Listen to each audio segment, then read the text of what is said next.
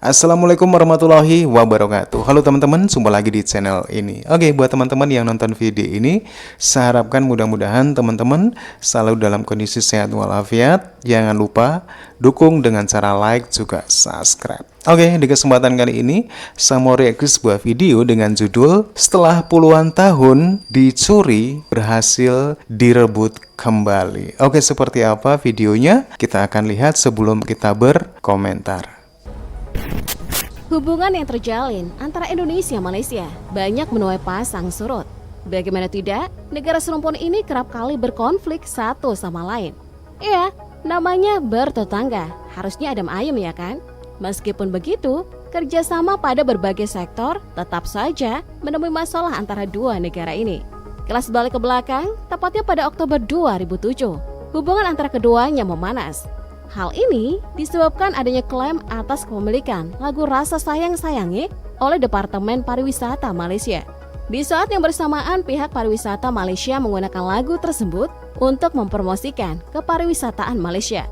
Bahkan Menteri Pariwisata Malaysia, Adnan Tengku Mansor, mengatakan bahwa lagu Rasa Sayangi merupakan lagu Kepulauan Nusantara.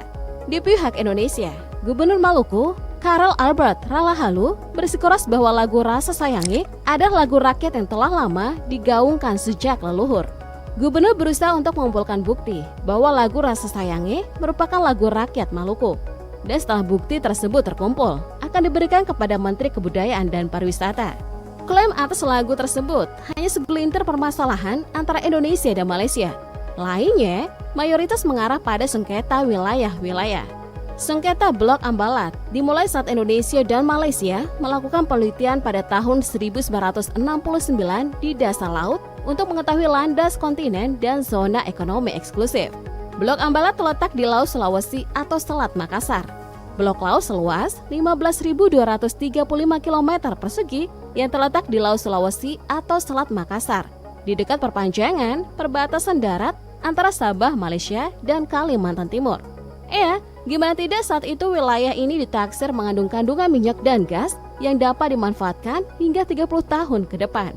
Singkat cerita, kedua negara ini kemudian mendatangani perjanjian tapal batas landas kontinen Indonesia-Malaysia pada 27 Oktober 1969 yang disahkan antara dua negara.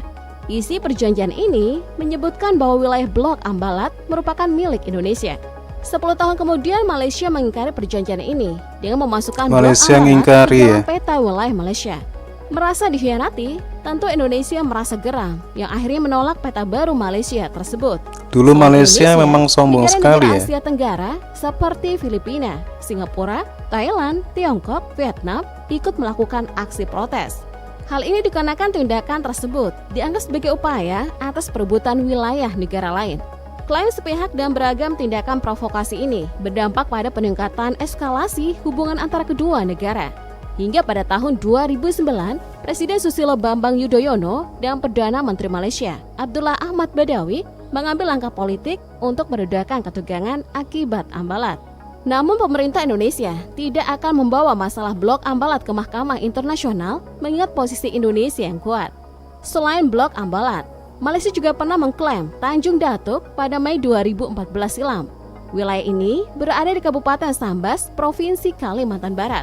Sengketa ini bermula saat Malaysia tertangkap basah tengah membangun menara mercusuar di perairan Tanjung Datuk.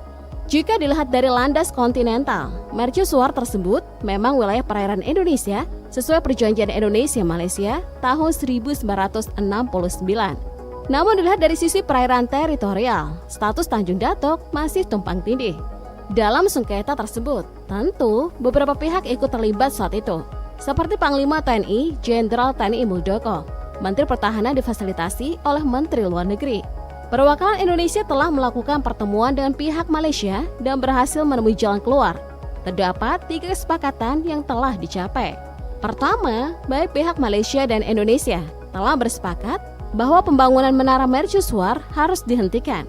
Kedua, kesepakatan itu pun dipertegas bahwa tidak boleh melakukan tindakan-tindakan yang bisa memicu provokasi. Ketiga, akan diadakan verifikasi perbedaan titik suar antara data yang dimiliki Indonesia dan Malaysia karena belum ada kejelasan terkait dengan kepemilikan teritori Tanjung Datuk.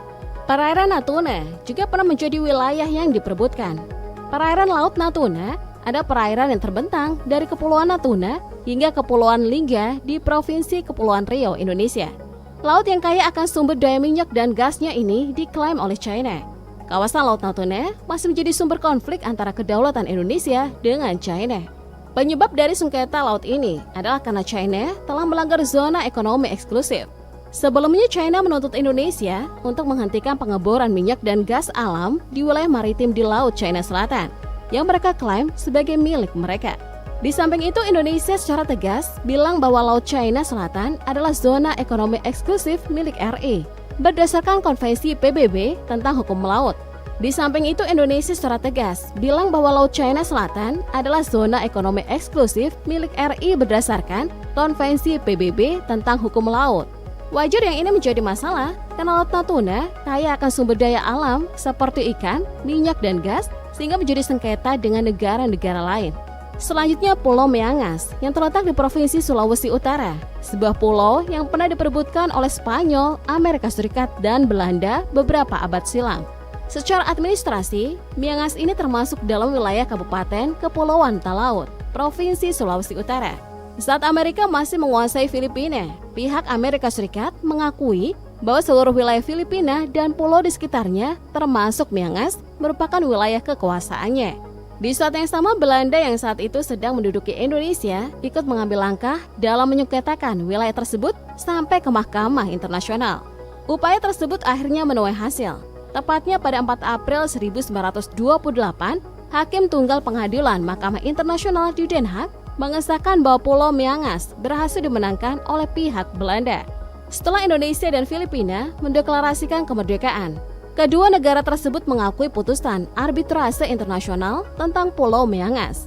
Untuk lebih meyakinkan, putusan tersebut tertuang dalam perjanjian lintas batas atau Border Crossing Agreement antara Indonesia dan Filipina yang ditandatangani pada tahun 1956. Pulau Sebatik juga sempat jadi alasan renggangnya hubungan Indonesia-Malaysia. Secara administratif, Pulau Sebatik merupakan bagian dari Kabupaten Nunukan, Provinsi Kalimantan Utara. Bagian selatan pulau ini adalah milik Indonesia dengan luas sekitar 246 km. Sedangkan bagian utara Sebatik termasuk ke dalam wilayah milik Malaysia yang luasnya adalah 187 km. Hal inilah yang membuat Malaysia menyebut bahwa Pulau Sebatik masuk dalam wilayah teritorinya. Selain itu, klaim yang dilakukan Malaysia ini dikarenakan tidak adanya kejelasan antara garis perbatasan. Atas klaim tersebut, pihak Indonesia dan Malaysia sepakat untuk melakukan pengukuran ulang batas patok negara pada tahun 2019. Oke teman-teman ya, demikian videonya di mana Malaysia dan Indonesia sering terlibat dalam perselisihan perbatasan. Seringnya ada klaim-klaim pulau yang sebenarnya bukan miliknya. Seperti halnya yang dilakukan Malaysia dengan klaim-klaimnya yang sering merugikan Indonesia. Dan hal ini tentunya menyebabkan hubungan Indonesia dan Malaysia sering pasang surut. Bukan hanya pulau-pulau yang sering diklaim, tetapi budaya juga demikian. Oke teman-teman ya, demikian videonya. Bagaimana menurut teman-teman? Silakan teman-teman bisa berkomentar. Jangan lupa like juga subscribe. Wassalamualaikum warahmatullahi wabarakatuh.